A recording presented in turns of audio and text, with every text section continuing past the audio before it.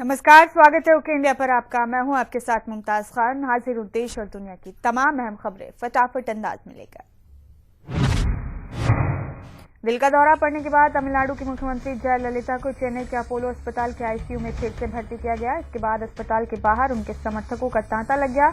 कई नेताओं ने सोशल मीडिया पर उनके बेहतर स्वास्थ्य के लिए कामना की।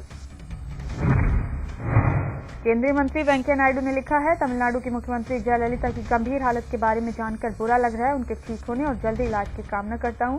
डीएमके नेता करुणानिधि ने ट्वीट कर जयललिता के जल्द ठीक होने की कामना की। डीएमके नेता एमके स्टालिन ने भी जयललिता के स्वास्थ्य को लेकर ट्वीट किया। उन्होंने लिखा, उम्मीद है जो इलाज जयललिता को दिया जा रहा है वो कामयाब हो। उनके बेहतर स्वास्थ्य की कामना करते हैं। छुट्टी के बाद एक बार फिर देश भर के एटीएम और बैंक खुल गए। जानकारी के मुताबिक रविवार को बैंकों में 500 रुपए के नए नोट भी पहुंच गए, जो अब कुछ एटीएम मशीनों से भी निकलने लगेंगे। दूसरी तरफ कैश निकालने के लिए लोग दर दर भटक रहे हैं। एटीएम पर कैश निकालने के लिए सुबह से ही लोगों की लंबी कतारें देखने को मिल रही हैं। नोटबंदी के फैसले के बाद लगातार विपक्ष पीएम मोदी के खिलाफ बयानबाजी कर रहा है। इसी कड़ी में अब दिल्ली के सीएम अरविंद केजरीवाल ने कहा कि वो भी मोदी मोदी के नारे लगाने को तैयार हैं, बशर्ते कि पहले मोदी ये साबित करें कि नोटबंदी से सही में देश को फायदा होगा। केजरीवाल ने रविवार को बवाना में व्यापारियों को संबोधित करते हुए ये बात कही। केजरीवाल ने प्रधानमंत्री मोदी पर आरोप लगाते हुए कहा कि नोटबंदी के कारण देश में लॉ एंड ऑर्डर की समस्या खड़ी हो जाएगी। साथ ही केजरीवाल ने कहा कि उन्होंने विजय माल्या को विदेश भगाने में मदद की। केजरीवाल ने पीएम मोदी पर आरोप लगाते हुए कहा कि नोटबंदी के कारण देश में लॉ एंड ऑर्डर की समस्या खड़ी हो जाएगी। साथ ही केजरीवाल ने कहा कि उन्होंने विजय माल्या को विदेश भगाने में मदद की। प्रधानमंत्री नरेंद्र मोदी इस साल के time person of the year की रीडर्स पोल में जीत गए हैं। हालांकि अमेरिका की टाइम मैगजीन द्वारा पर्सन ऑफ द ईयर के फाइनल विजेता की घोषणा 7 दिसंबर को की जाएगी। रविवार रात बंद हुए रीडर्स पोल में मोदी को कुल 18% वोट हासिल हुए। इस पोल में बराक ओबामा, डोनाल्ड ट्रंप और जूलियन असांजे को कुल मिलाकर जनता से महज 7% वोट हासिल हुए। यही नहीं, वो दुनिया के कई प्रमुख नेताओं, कलाकारों और अन्य प्रमुख हस्तियों को पीछे छोड़कर इस पोल में विजेता बने हैं। बता दें कि टाइम मैगजीन द्वारा हर साल दुनिया के सबसे प्रभावशाली हस्ती का इस पोल के द्वारा चुनाव किया जाता है।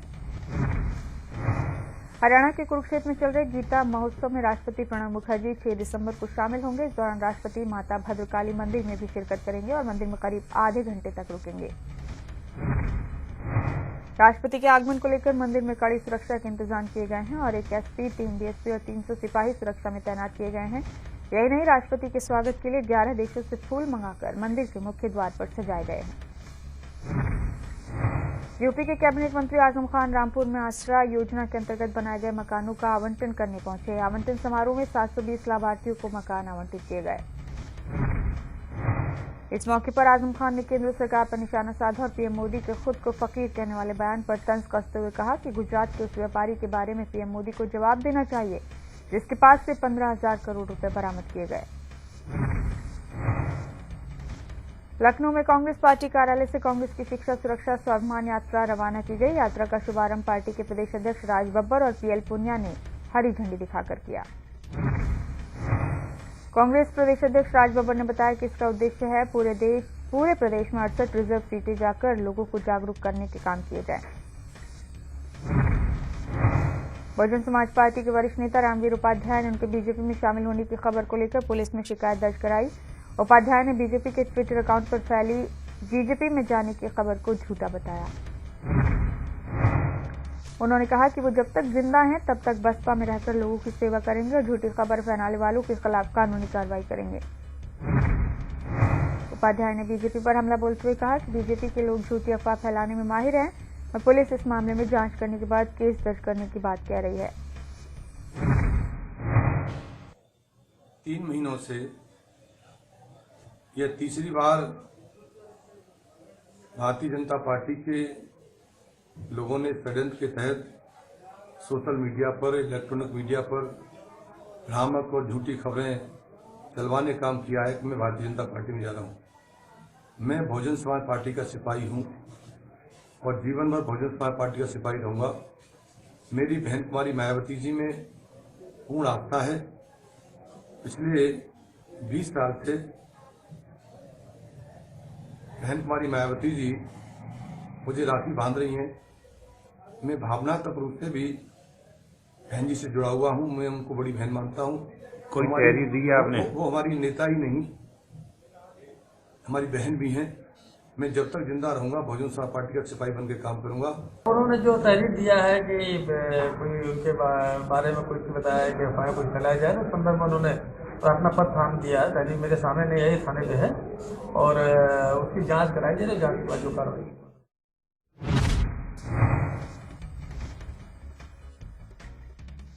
रैली में कई बड़ी घोषणाएं की। ब्लॉक, तहसील और उपमंडल के तौर पर नोटिफाई हो चुके बादली उपमंडल के लिए सीएम ने 53 करोड़ की नई परियोजनाओं का शिलान्यास किया।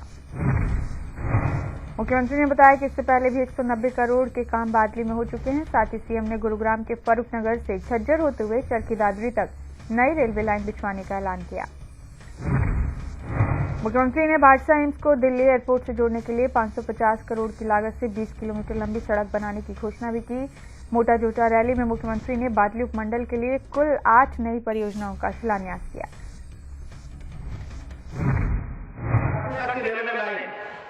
इसको निश्चित बनाएंगे ताकि इस इलाके में आने वाले लोग दादरी से लेकर के दिल्ली तक सुबह जाकर शाम को आ सके, सब काम कर सके। इस रेलवे लाइन का भी निःशुल्क उपयोग होगा।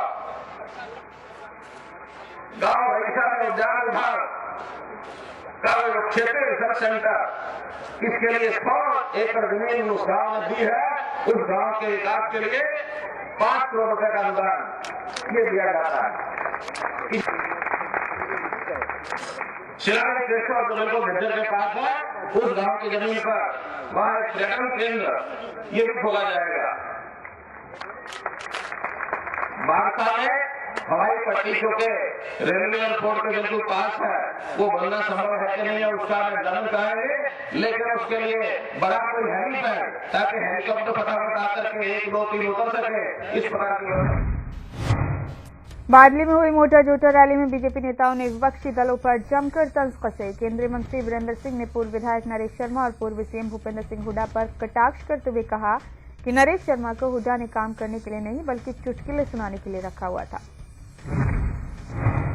इस पर कृषि मंत्री ओपी धनखड़ ने हुड्डा सरकार पर रॉबर्ट वाड्रा की खातिरदारी का आरोप लगाते हुए तंज कसा कि इस सरकार के साथ बटेव वाली कोई समस्या नहीं है। और शिक्षा मंत्री रामलाल शर्मा ने अधिकारियों पर तंज किया कि उन्हें केंद्र से लेकर राज्य सरकार तक बीजेपी की सरकारें हजम नहीं हो पा रही हैं।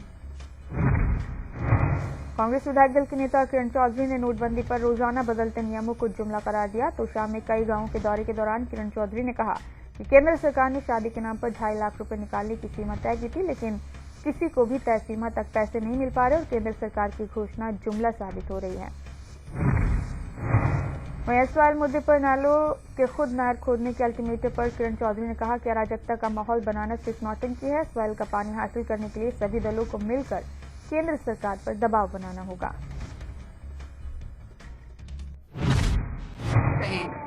सच्चाई ये है कि आपको ये सारी चीजें करने से कुछ नहीं मिलने वाला। दबाव डालना है केंद्र के ऊपर। आप अराजकता के साथ काम नहीं कर सकते। आप दबाव डलवाइए, सारे के सारे मिलकर दबाव केंद्र पे डालें ताकि मोदी जी जो है इसका संज्ञान लें और तुरंत जो है ये नहर बने। अब खुद जाके वहाँ पे खुदाई करने से थोड़ा कोई काम करने वाला है। ये तो खाली नौटंकी है पूरी तरह से लोगों को बरगलाने के लिए। असलियत क्या है? असलियत वो है कि केंद्र सरकार को सुप्रीम कोर्ट ने हिदायत दी है कि आपने तुरंत इस पे काम करना और केंद्र को इसके ऊपर संज्ञान लेकर काम करना चाहिए। आज के दिन इतना जबरदस्त साया है, आप जानते हैं पूरे हफ्ते से जो है शादियों का साया है और सरकार ने ये बात कही कि 2.5 लाख रुपए जो है शादी वाले घर निकाल पाएंगे, लेकिन ये बुनियादी तौर पर ये जो है ये भी एक जुमला बन के रह गया, क्योंकि नीचे जमीनी उस पे जो है कहीं 2.5 लाख रुपए हर एक घर में। जहाँ मैं शादी में गई हूँ मैंने सबसे पहले यही पूछा, मैंने कहा भाई तुम्हारा 2.5 लाख निकल गया? कहते जी 2.5 लाख क्या 2,000 रुपए तो ये कहानी है। जिसके पास है वो तो अपना कहीं इधर उधर से जुगाड़ करके कर रहा है। फतेहाबाद के टोहाना पहुंचे कांग्रेस सांसद दीपेंद्र हुड्डा को पंजाबी समुदाय की तरफ से काले झंडे दिखाए गए। दीपेंद्र के खिलाफ प्रदर्शनकारियों ने नारेबाजी भी की। पंजाबी समुदाय ने मुख्यमंत्री मनोहर लाल खट्टर के खिलाफ दीपेंद्र हुड्डा की बयानबाजी के खिलाफ विरोध जताया। दीपेंद्र हुड्डा ने गांव बामल की जनसभा में सीएम खट्टर के खिलाफ विवादास्पद बयान दिया, जिसके बाद पंजाबी समुदाय लगातार उनका विरोध कर रहा है। प्रदर्शनकारियों ने दीपेंद्र हुड्डा के काफिले को टोहाना में काले झंडे दिखाए तो दीपेंद्र गाड़ी से हाथ जोड़कर आगे निकल गए। हरियाणा के गुरुग्राम में कई संगठनों के लोगों ने कैबिनेट मंत्री राव नरबीर सिंह के घर का घेराव किया। लोगों का गुस्सा तब और बढ़ गया जब नरबीर ने लोगों को देखा और वहां से निकल गए। इसके बाद लोगों ने नारे और जोर से लगाने शुरू कर दिए। दरअसल एक हफ्ते पहले सदक इलाके में एक 5 साल की बच्ची से रेप कर उसे जिंदा जलाकर फेंक दिया गया था, जिस कारण आरोपियों को फांसी दिलाने की मांग को लेकर विरोध प्रदर्शन किया जा रहा है। पिछले कुछ दिनों से दिल्ली एनसीआर में कोहरे की चादर ने विमानों और रेलों की आवाजाही को प्रभावित किया। आज भी दिल्ली एनसीआर में कोहरा छाया रहा, जिसके चलते उत्तर रेलवे की दिल्ली पहुंचने वाली 74 ट्रेनें लेट बताई जा रही हैं। ट्रेनों के लेट चलने की वजह से यात्रियों को परेशानियों का सामना करना पड़ रहा है। इतना ही नहीं, कोहरे की वजह से 3 ट्रेनें कैंसिल भी कर दी गई। रद्द की गई ट्रेनों में 14,005 लिच्छवी, 12,381 पूर्वा और 14,257 काशी विश्वनाथ एक्सप्रेस शामिल है। डॉलर के मुकाबले रुपए की शुरुआत आज सपाट चाल के साथ हुई। डॉलर के मुकाबले आज रुपए 1 पैसे की हल्की बढ़त के साथ 68.18 के स्तर पर खुला,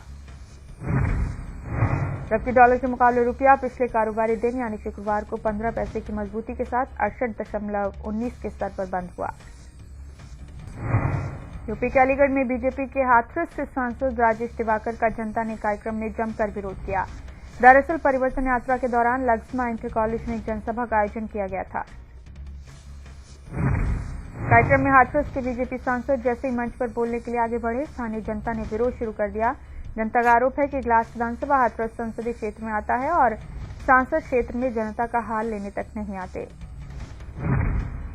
कार्यक्रम में हालात बिगड़ते देख सांसद ने जनता से हाथ जोड़कर शांत रहने की अपील की, जिसके बाद जनता शांत हुई। तो वहीं कार्यक्रम में मौजूद केंद्रीय मंत्री महेश शर्मा ने सांसद का बचाव करते हुए कहा कि ये कोई विरोध नहीं, सिर्फ जनता का मूड है।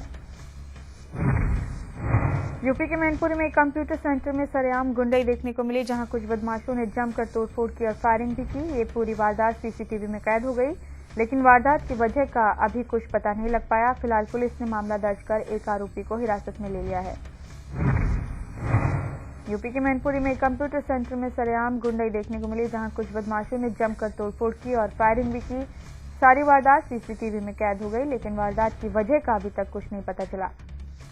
फिलहाल पुलिस ने मामला दर्ज कर लिया है। यूपी के मथुरा में कुछ हथियारबंद बदमाशों द्वारा 1 किलो 700 ग्राम चांदी लूटने का मामला सामने आया है। बताया जा रहा है कि गोवर्धन क्षेत्र के बरसाना रोड पर से चांदी लेकर व्यापारी कुछ बदमाशों ने हथियारों के बल पर लूट लिया और फरार हो गए। मौके पर पहुंची पुलिस ने मामला दर्ज कर लिया और कार्रवाई में जुट गई। यूपी के कानपुर देहात में बालकृष्ण ज्वेलर्स की दुकान पर लाखों की चोरी होने का मामला सामने आया है, जहां बेखौफ 4 चोरों ने कई लाख के सामान पर हाथ साफ कर दिया। चोरी की वारदात सीसीटीवी में कैद हो गई। पीड़ित दुकानदार का कहना है कि पुलिस को समय पर सूचना दे दी गई थी, लेकिन पुलिस की तरफ से तत्काल कोई कार्रवाई नहीं की गई। यूपी के बुलंदशहर में 3 दोस्तों ने अपने एक दोस्त को मौत के घाट उतार दिया। मोहल्ला रामनगर निवासी रोहित जीडी रोड पर स्थित बैंक ऑफ बड़ौदा के एटीएम पर सिक्योरिटी गार्ड था। 12 नवंबर को उसके दोस्तों ने उसे मिलने के लिए बुलाया और उसकी हत्या कर दी। बेटे के घर न पहुंचने पर पिता ने पुलिस में शिकायत दर्ज कराई। पुलिस ने शिकायत के आधार पर जब दोस्तों से पूछताछ की तो पूरा मामला खुलकर सामने आया। आरोपी ने बताया कि रोहित का उसकी भाभी से अवैध संबंध था। रोहित उसकी भाभी को ब्लैकमेल करता था। इसी के चलते आरोपी ने अपने दोस्तों के साथ मिलकर रोहित का गला घोटकर हत्या कर दी। फिलहाल पुलिस ने तीनों आरोपियों को हिरासत में लेकर आगे की कार्रवाई शुरू कर दी है। पंजाब के बठिंडा में एक शादी समारोह के दौरान गोली चलने से एक महिला डांसर की मौत हो गई। बता दें कि शादी के कार्यक्रम में एक 22 वर्षीय लड़की स्टेज पर डांस कर रही थी, तब ये हादसा हुआ। शादी में मौजूद एक युवक ने नीचे भीड़ में डांस कर रहा था। युवक डांस करते वक्त उसके हाथ में राइफल थी। अचानक बंदूक से गोली निकलकर स्टेज पर डांस कर रही युवती के पेट में लगी, जिससे मौके पर इसकी मौत हो गई।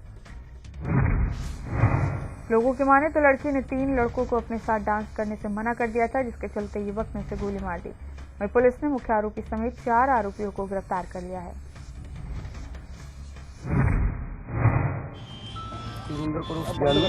वो फंक्शन पे गए थे जिसने पंजाब मोड़ मंडी आशीर्वाद पैलेस। रात की मैरिज थी, 11:15 बजे उनकी डेथ हो गई, गोली मार दी लड़के के भाई ने, उसके दोस्त बिल्ला ने और दीपक ने।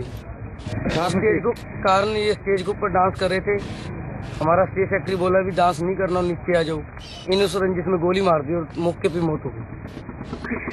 मैरिड थी वो लड़की मैरिड थी, 2 महीने का बच्चा था। पार्टी ऑर्गेनाइज हुई थी कि मौड़ आशीर्वाद पैलेस तो बठिंडा तो लड़कियां आईਆਂ ਸੀਗੀਆਂ, डांस प्रूफ ਸੀਗਾ ਇਹਨਾਂ ਦਾ। ਤੇ ਜਦੋਂ ਸਟੇਜ ਤੇ ਨੱਚ ਰਹੀਆਂ ਸੀਗੀਆਂ ਤਾਂ ਐਕਸੀਡੈਂਟਲੀ ਇੱਕ ਗਨ ਸ਼ਾਟ ਫਾਇਰ ਹੋਇਆ, ਜਿਹਦੇ ਕਰਕੇ ਲੜਕੀ ਹੈ ਕੁਲਵਿੰਦਰ ਕੌਰ, ਉਹਦੀ ਡੈਥ ਹੋ ਗਈ ਸੀ। ਪੋਸਟਮਾਰਟਮ ਪਰਚਾ ਦਰਜ ਕਰਵਾਤਾ ਹੈ। 2 ਮਹੀਨੇ ਨਹੀਂ, ਉਹ ਪੋਸਟਮਾਰਟਮ ਦੇ ਵਿੱਚ ਆਊਗੀ ਜੀ। ਉਹ ਆਪਾਂ ਜਿਹੜਾ ਪਰਚਾ ਹੋਇਆ ਬਾਈ ਨੇਮ। यूपी के वाराणसी में पुलिस ने एक ऐसे गिरोह का पर्दाफाश किया है जो अपने शौक को पूरा करने के लिए ऑटो चालक बनकर लूटने का काम करता था। पुलिस के मुताबिक कैंट रेलवे स्टेशन से शहर के अन्य इलाकों से व्यापारी वर्ग ज्वेलरी पहने महिलाओं को ऑटो में बतौर सवारी बैठाकर मौका मिलते ही उनको लूट कर फरार हो जाते थे। पुलिस ने इनके पास से घटना में लूटे हुए रुपए और इस्तेमाल किए जाने वाले ऑटो और अन्य सामान बरामद कर लिया है। यूपी के उन्नाव में समाज कल्याण विभाग द्वारा संचालित राष्ट्रीय पारिवारिक लाभ योजना में फर्जीवाड़े का खुलासा हुआ है। दरअसल समाज कल्याण विभाग के पारिवारिक लाभ योजना में इसके तहत अगर किसी परिवार के मुखिया की अचानक मौत हो जाए तो सरकार द्वारा उसके परिजनों को कुछ जरूरी कागजात देने पर 30,000 रुपए दिए जाते हैं। इस सब का पता तब लगा जब जिलाधिकारी की जांच टीम ने मृत्यु प्रमाणों की जांच की तो इसमें कुल 28 मामले फर्जी पाए गए। फिलहाल इन सभी के खिलाफ समाज कल्याण विभाग के अधिकारी की तहरीर पर पुलिस में रिपोर्ट दर्ज कर दी गई है। यूपी के मुगलसराय के रेलवे स्टेशन पर यात्रियों ने जमकर हंगामा किया। दरअसल कोलकाता राजधानी लगभग 20 घंटे की देर से मुगलसराय पहुंची और रास्ते में यात्रियों को घटिया किस्म का खाना दिया गया, जिससे यात्री काफी आक्रोशित थे। जैसे ही ट्रेन मुगलसराय पहुंची यात्रियों ने जमकर हंगामा शुरू कर दिया। रेलवे प्रशासन के खिलाफ नारेबाजी की। यात्रियों ने ट्रेन को खुलने नहीं दिया और चेन पुलिंग कर 1 घंटे से ज्यादा समय तक रोके रखा। मौके पर पहुंचे जीआरपी के अधिकारियों ने आक्रोशित यात्रियों को शांत कराकर उनकी कंप्लेंट दर्ज की। यूपी के शामली में सड़क दुर्घटना का मामला सामने आया, जहां कांच के कचरे से भरा एक ट्रक अचानक अनियंत्रित हो गया और कृष्णा नदी पुल पर पलट गया। बता दें कि करनाल मेरठ राजमार्ग पर कृष्णा नदी पुल मोड़ पर ट्रक ओवरलोड होने पर चालक ट्रक को संभाल नहीं पाया और अनियंत्रित होकर नदी में पलट गया। इस दुर्घटना में चालक और क्लीनर की मौके पर ही मौत हो गई। सूचना मिलने पर मौके पर पहुंची पुलिस ने ट्रक के मलबे से दोनों शवों को बरामद कर लिया। रोहतक जिले के मोखरा गांव से कैथल जिले के कलाय जा रही बारात की एक सफारी गाड़ी जीन नरवाना रोड पर खटकड़ गांव के पास बेकाबू होकर पेड़ से जा टकराई। सफारी में बैठे युवकों में से सुमित नाम के युवक की मौके पर ही मौत हो गई और 5 लोग गंभीर रूप से घायल हो गए। सभी घायलों को जींद के नागरिक अस्पताल लाया गया, जहां डॉक्टर्स ने पांचों की गंभीर हालत को देखते हुए पीजीआई रोहतक रेफर कर दिया। पुलिस ने मृतक के शव को कब्जे में लेकर पोस्टमार्टम के लिए भिजवा दिया है और मामला दर्ज कर जांच शुरू कर दी है। मुलाना में चोरी की एक ऐसी वारदात सामने आई है जो दुकानदारों को सावधान कर रही है कि थोड़ी देर की सावधानी भी भारी पड़ सकती है। मुलाना में पतंजलि के एक स्टोर में दुकानदार वॉशरूम तक गया तो एक अनजान शख्स ने उसके गले पर हाथ साफ कर दिया और पूरी घटना सीसीटीवी में कैद हो गई।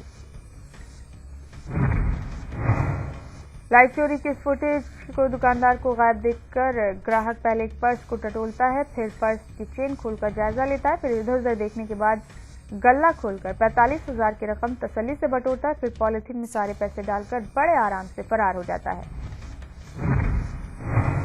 सीसीटीवी फुटेज देखने के बाद जब पीड़ित दुकानदार को सारी वारदात का पता चला तो पुलिस को सूचना दी गई और मामला दर्ज कर पुलिस ने चोर की तलाश शुरू कर दी है।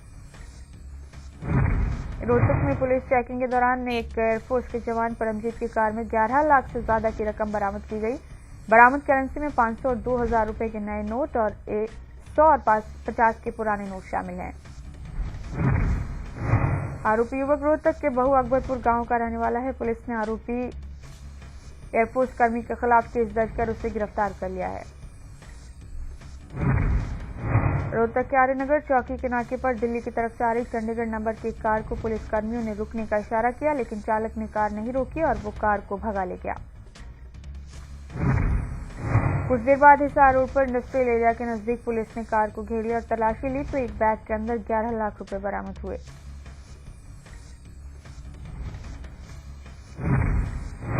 वहीं आरोपी एयरफोर्स कर्मी परमजीत के भाई का कहना है कि सारी करेंसी की डिटेल उनके पास है और नकदी दोस्तों से उधार ली थी। आरोपी के भाई ने कहा कि 31 दिसंबर को भाभी के जन्मदिन पर कार गिफ्ट करने के लिए पैसा उधार लिया गया है। सड़क सुरक्षा और कैशलेस प्रणाली को लेकर पुनाना के डीएसपी सुभाष वशिष्ठ ने शहर के ऑटो चालकों, कैब चालकों और निजी बस मालिकों के साथ बैठक की। डीएसपी ने वाहन मालिकों को ट्रैफिक नियमों का पालन करने की सख्त हिदायत दी। बैठक के दौरान डीएसपी ने कहा कि शहर में अक्सर निजी वाहनों की वजह से जाम की स्थिति बनी रहती है। इसके अलावा निजी कैब और ऑटो चालक सवारियों को भेड़ बकरियों की तरह छत पर और साइड में लेकर चलते हैं, जिसके चलते कोहरे में सड़क हादसा होने का खतरा बना रहता है। पुराना के डीएसपी ने ट्रैफिक नियमों का पालन करने के लिए सभी को सख्त हिदायत देते हुए नियमों का पालन नहीं होने पर सख्त कार्रवाई की चेतावनी भी दी। साथ ही वाहन चालकों को कैशलेस लेन देन के बारे में भी इस बैठक में जानकारी दी गई। इसी के साथ फास्ट न्यूज में फिलहाल इतना ही। दीजिए इजाजत। नमस्कार।